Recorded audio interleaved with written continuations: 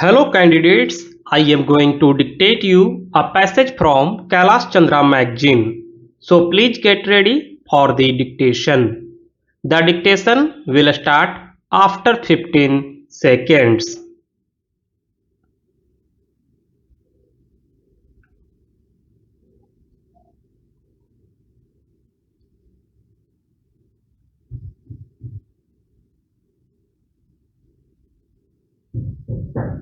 I very much welcome the budget that has been presented by the Honorable Finance Minister.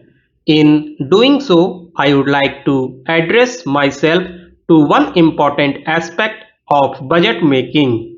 The budget goes a thousand ways to the root of the prosperity of individuals, to the relation between classes, and to the strength of the government themselves.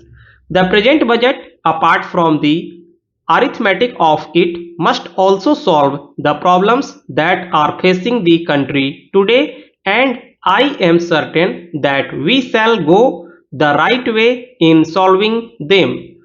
The Congress governments are in charge of the country. We have got a name, an ideal, and a program, and we have to reach the ideal.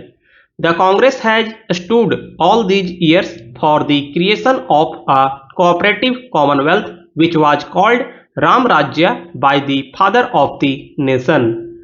Now in this budget, if we can find anything that will go towards that ideal, we shall be very much satisfied.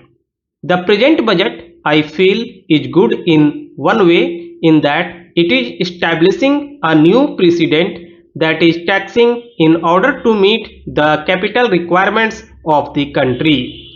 This is a very important feature to which every well-wisher in this country ought to subscribe. The Congress Working Committee sometimes last year passed a resolution requesting the Government of India to appoint a National Planning Commission. Its objectives are a just order of society, progressive increase in the standard of living, best utilization of the resources of the country, and regional and national self-sufficiency.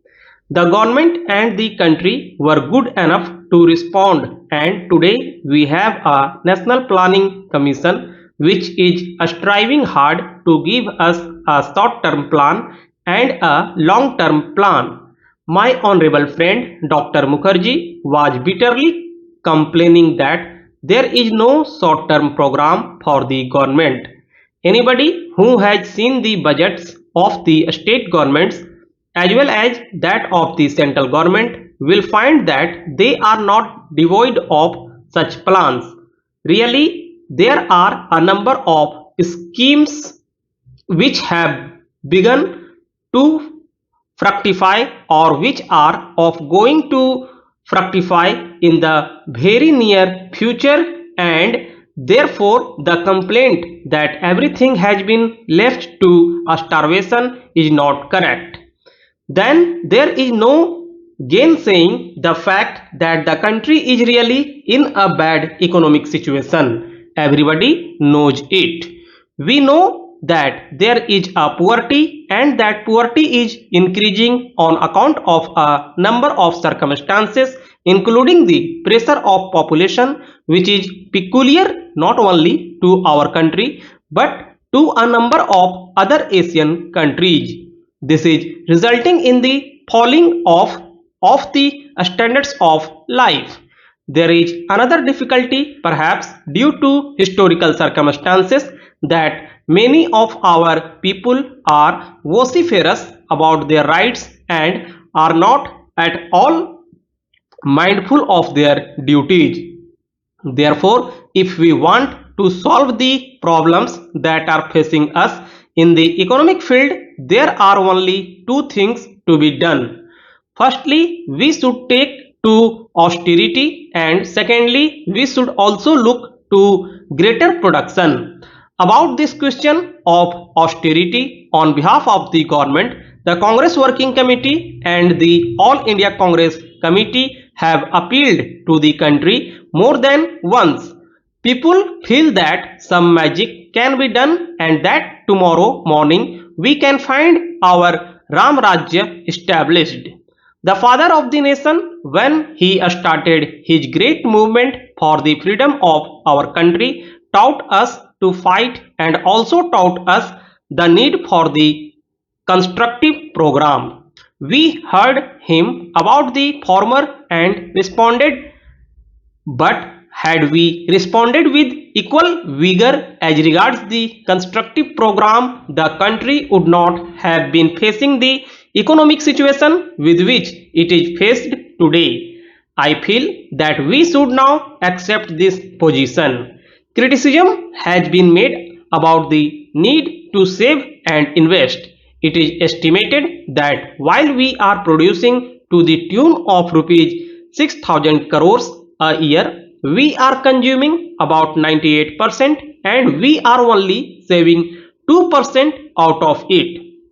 Unless we save at least 8%, we will not be able to get the money necessary both for our mid-term projects as well as our long-term projects. In order to achieve this object, we should make less use of scarce products or we must find alternative products to satisfy our needs.